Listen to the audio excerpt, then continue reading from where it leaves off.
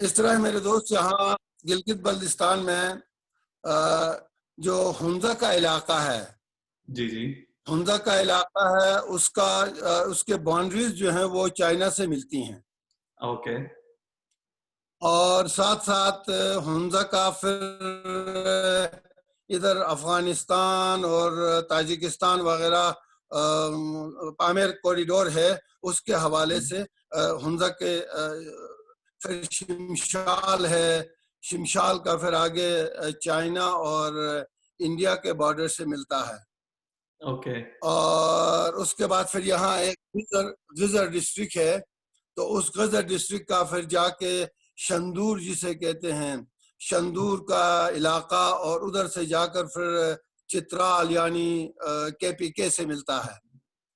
صحیح صحیح. اس کے بعد پھر دیامر کا جو ایریا ہے وہ دیامر پھر کے پی کے سے ملتا ہے.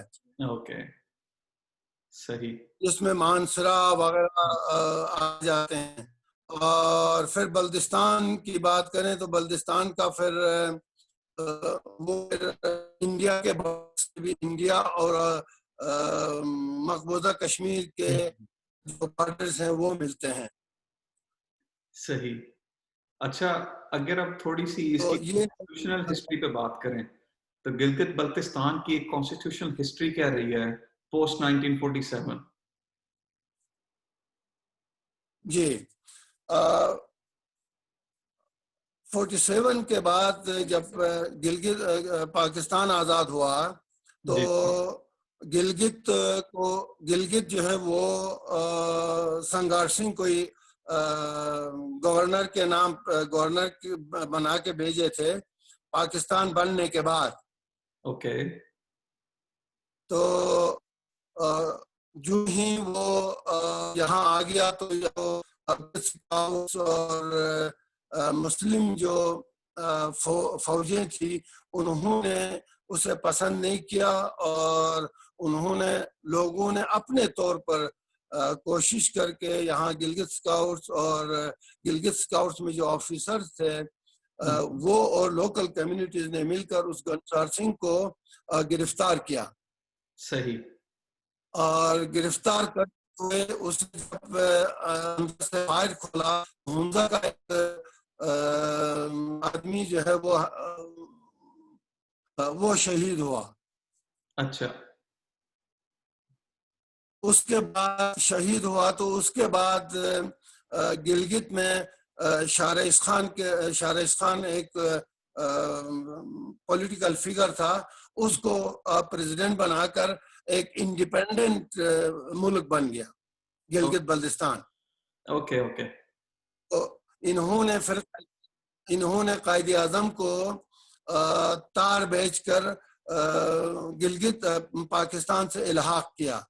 اور کوئی تقریباً ایک مہینہ یہ انڈیپینڈنٹ رہنے کے بعد انڈیپینڈنٹ گلگت بلتستان ٹوٹلی ایک انڈیپینڈنٹ ملک بننے کے بعد پھر انہوں نے پاکستان سے الحاق کیا. Okay okay. تو پاکستان سے الحاق کرنے کے بعد پھر وہاں سے جو پاکستان کا طریقہ کار تھا وہاں سے لوگ آ گئے اور پھر یہاں حکومت کرنے لگے. صحیح. تو اگر 1947 کے بعد گلگت بلتستان میں الحاق کر دیا تھا پاکستان کے ساتھ، تو کانسٹیٹیوشنلی اس کو ایک پروونس کا درجہ ابھی تک پراپرلی کیوں نہیں ملا؟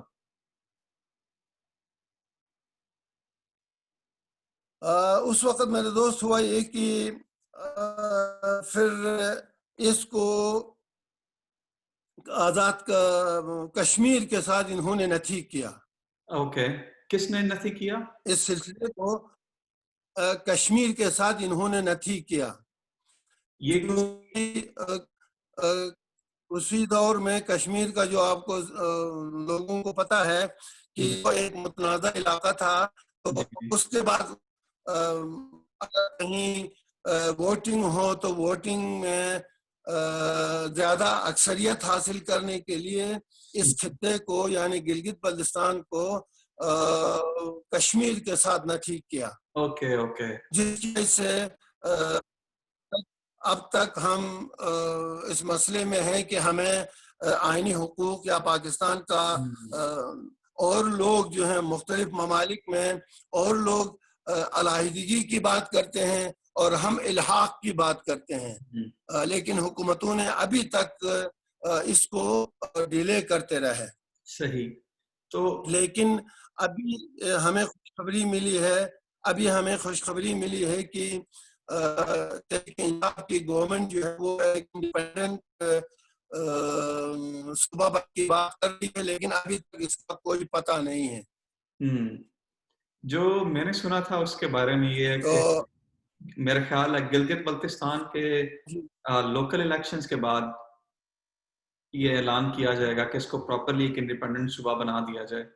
لیکن اگر اس سے تھوڑا سا پیچھے جائیں، کچھ کام غالباً اس پہ دوسری پارٹیز نے بھی کیا تھا، لیکن کیا وجہ ہے کہ وہ سٹیٹس بھی جو انہوں نے دیا وہ صرف ایک سٹیٹس کی حد تک تھا، لیکن اس کو پروونس انہوں نے بھی نہیں بنایا.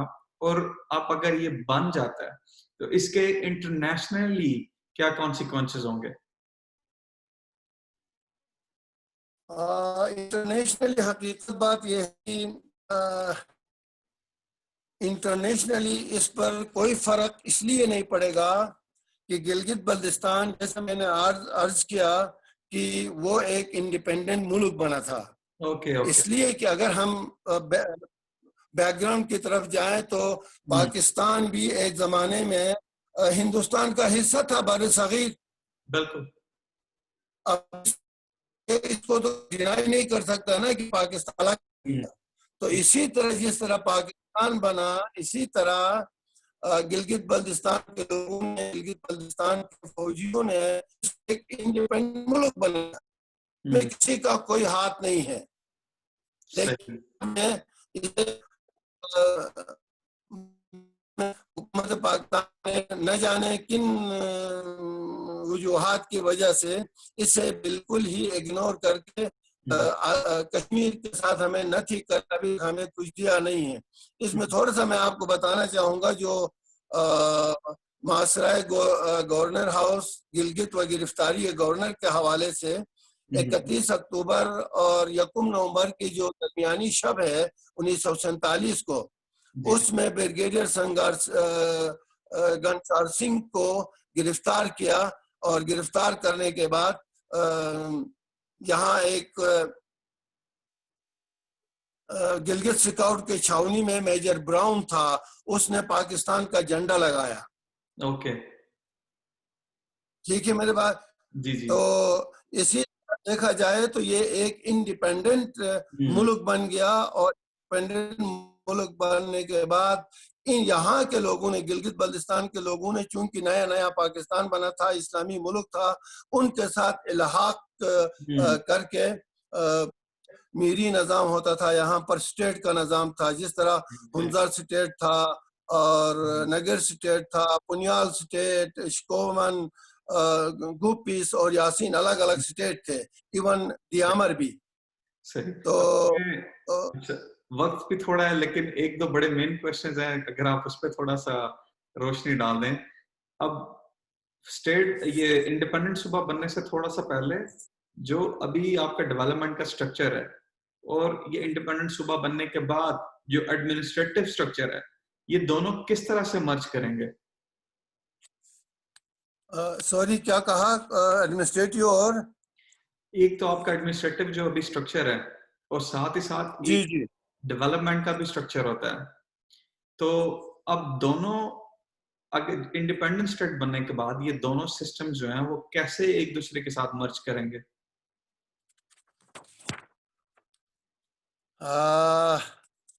ایڈمنسٹریٹو سے آپ کا کیا مطلب ہے کہ یہاں جو سیکریٹری، چیف سیکریٹری،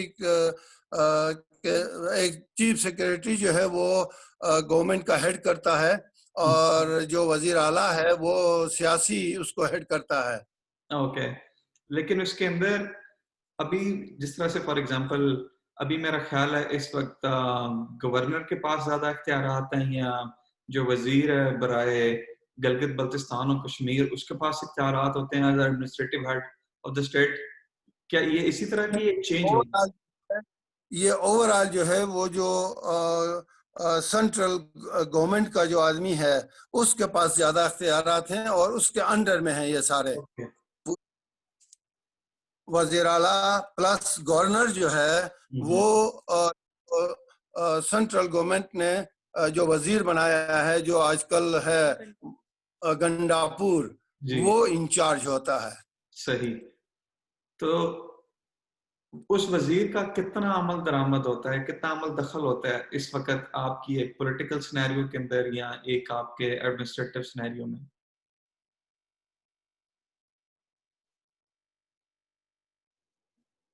یہ پولیٹیکل جو وزیر اعلیٰ ہوتا ہے, پولیٹیکلی جو وزیر اعلیٰ ہوتا ہے, یہاں پر 24 سیٹیں جو ہے وہ الیکشن تھرو آتے ہیں اور 4 خواتین کی اسپیشل سیٹیں ہیں, 8 ٹیکنوکریٹس کے سیٹس ہیں.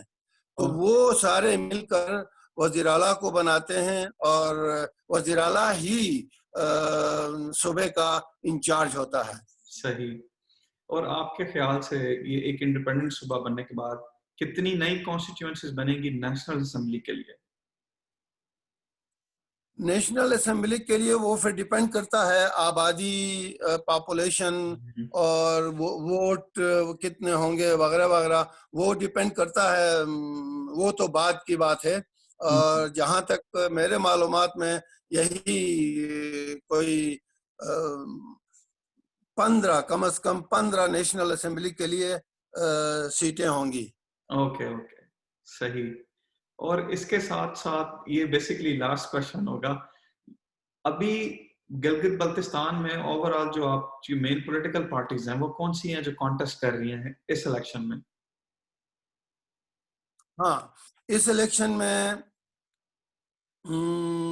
پی ٹی آئی ہے, پیپلز پارٹی ہے, نون لیگ ہے, جمعیت علماء اسلام ہے, اور پھر انڈیپینڈنٹ ہیں میکسیمم لوگ. صحیح.